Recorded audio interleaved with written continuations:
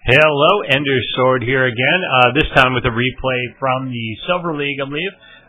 We've got it sent in from, I don't know what to say for this name, xAiKitsune. I'm going to call him Ak for short, and we've got his opponent, epicEsel, the Terran player over here on the left-hand side. It always seems that our bad guy in these videos ends up being on the left-hand side.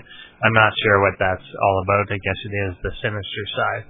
We got a little pause going on in the game, and it sounds like they're ready to go. Our key points for today, we will be focusing on the Protoss player. We're going to be looking a lot at idle probes throughout the game. Just leaving your workers around that were sent out to do something, and the impact that it can have on your economy and what you're trying to do. We're going to be looking at hotkeys and how to use them a little better to gain some sort of advantage in the game, and of course avoid misclicking and misgrouping your units by using hotkeys to control stuff. And we're also going to be looking at tech order and how to efficiently move up through the tech tree and not waste money on things before you're getting a lot of return out of it, and really minimize the amount that you're just kind of wasting. So if we look again at the normal play here, we've got the gateway going down on top of the pylon. We see our first little idle probe sitting there. And that's going to be the recurring theme. We are one up on probes over the Terran at the moment, but he's not doing any good if he's just going to sit there.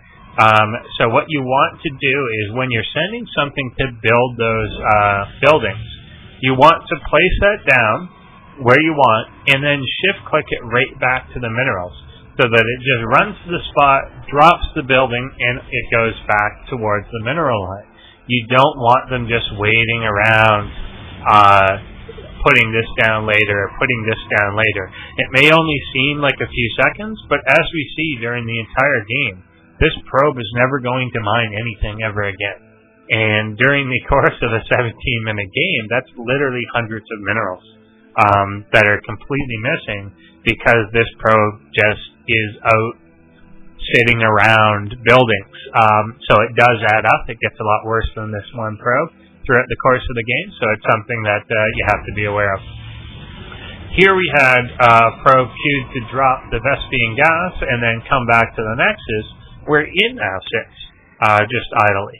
So again, we've got a 19 to 15 worker advantage, but this guy's not doing anything and that guy's not doing anything. So you're really cutting into your own mining time by doing that. Normal things going on here. Zealot comes out. We've got the Stalker started perhaps a tiny bit late, but that's perfectly fine. In terms of the scouting information, does see, okay, 2 barracks going down. We do see 1 gas, see that one is empty. Normal stuff. He was chased out by a Marine in this game, so it was fine to leave. Often you don't want to go all the way back home. You can hang around in these murky areas so that you can take an additional poke back up into your enemy's base and see what he's doing going forward, and it'll just give you an update on what he's doing. You can often just poke your head up. A single probe can usually poke its head up the ramp and retreat immediately and not actually die, and just refresh its shields. You can usually do that a few times before you're actually hit by a concussive grenade or something and you're actually taken out. That's a good investment of a probe because it really tells you what's going on. We have the robotics facility going down, a second gateway going down, a few units coming out now. This is one thing. He was chrono boosting the warp gates out, but while still constructing something here, and while still constructing that gateway, it had finished. So when you're going to drop that last chrono boost, and this may seem like a small thing at this point, but it does get to be more important later on, is don't drop that last chrono boost on here just to get it done if you're not ready to use it yet. So if you're still making something out of your gateway, there may not be any reason. Just take a look and say, well, there's 25 seconds left on my on my warp gate research, and I need 23 anyway to build this. You don't need to chrono that because it's going to be done before you can ever use it to begin with. The robotics facility goes down, and immediately the robotics bay went down. And I do like the timing, the expansion behind it, but we're a little undefended at the moment. There's a lot of money being spent to tech up to this and to tech up to this robotics bay, but not enough being spent on the actual defense. So all that money was dumped in. There is actually a bit left there, but it's a lot to invest before you actually get anything out. So despite that rush to the robotics bay, the first thing, or the second thing, there was an observer out. The second thing the robotics facility makes is actually an immortal.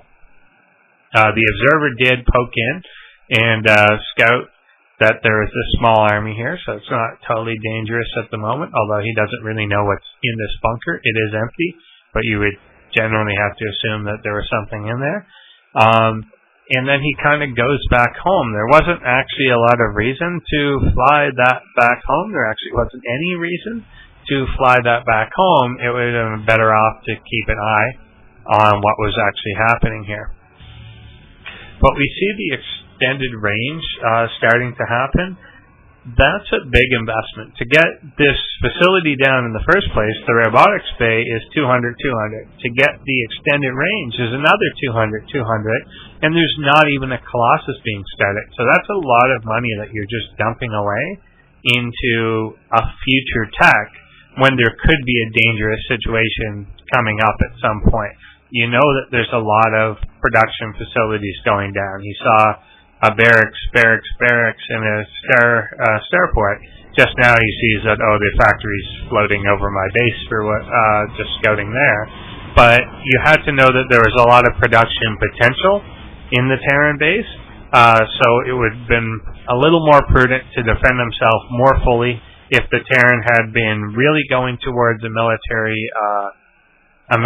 build, he could have made a very strong push against the Protoss here. And now the Protoss is just in general outproducing and has a better economy, so he's fine. But still, this is wasted tech at this point when he's just now, literally the range will be done before your Colossus is done. Often you'll see higher level Protoss get 2 or 3 Colossus out before even beginning the range technology. So it's something to think about. Actually get what you're going to spend your tech on before you upgrade it. Seems kind of obvious when you say it that way, that unless you have a lot of it, don't spend money upgrading it. Instead, get it. But people's tendency is to do this, rush right to it, and not quite do it appropriately. We see a rearranging of troops. This is when we get into the hotkey scenario. We see one hotkey for the army. There's 8 things on the hotkey, but there's a lot more here. He selects the entire army by boxing over it. It would have been nice to see some force fields going down here on this ramp as opposed to this kind of random one over here. But we start to see some of the problems in not having the army hotkeyed. One, when he very quickly grabbed the army by doing a box over it, he actually grabbed a probe as well. So back to the concept of idle probes, there's one, there's one, there's one, there's one. And there's a few of these around. He still hasn't updated it so that his control group contains all his army. Whenever you add anything new, add them to the control group of your army. You should have 2 or 3, but at least 1. The result is, when he's not looking, this army engages, half of his force comes out, he has to come back and box the rest of it before he can pull it forward. Whereas if he had it all on his one hotkey, he could just hit 1 and immediately attack with everything without having to come back and then do it. As a result, he ends up losing all his zealots, has to warp into new ones, and ultimately ends up losing 2 Colossi in this battle, which he never should have lost. If that army had simply engaged altogether, he would have wiped everything out, lost maybe 1 Colossi, but probably not even that, and he just would have completely walked over that Terran army. Terran does leave some of his medevacs here. Some Terrans do that. It's not a good idea. The result is them moving their army forward, so when they lose their army, the medevacs continue to fly. Terrans out there, don't do that. Set your medevacs so that they are following your army and not moving into the opposition, because they will just fly over the opposition, and then when you lost them, they'll be behind enemy lines, and you'll lose your medevacs in addition to your whole army. Always try and escape with your medevacs. That's just a little tip for Terrans as well. Back to idle probes. There's one. There's one.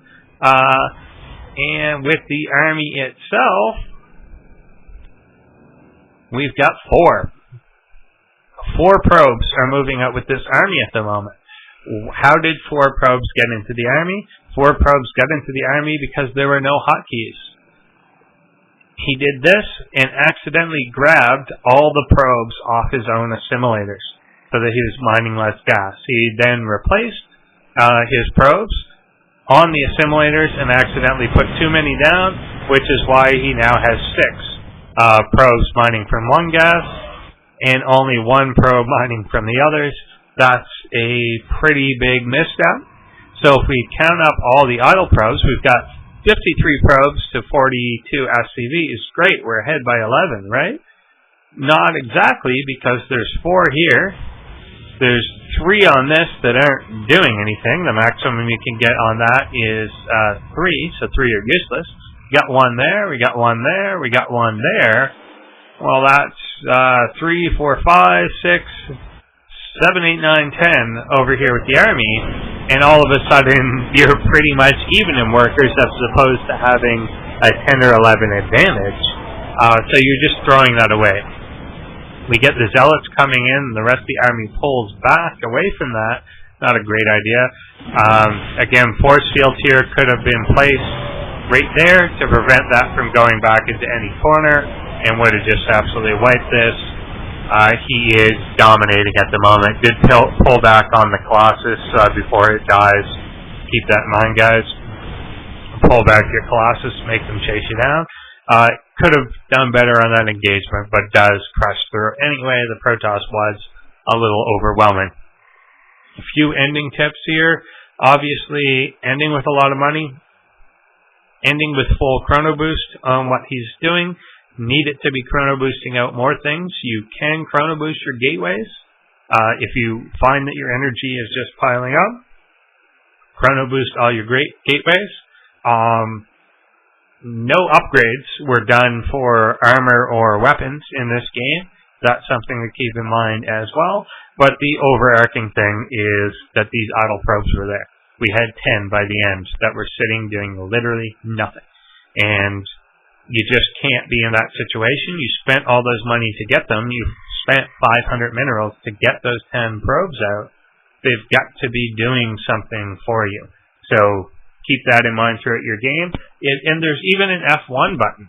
If a probe is just sitting there and not doing anything, hit F1 and it will take you to your idle probe and send it back to work. When you put a building down, cue it right back to wherever you got it from. You pulled it from the mineral patch. So just send it back as soon as you put that building down. Send it right back.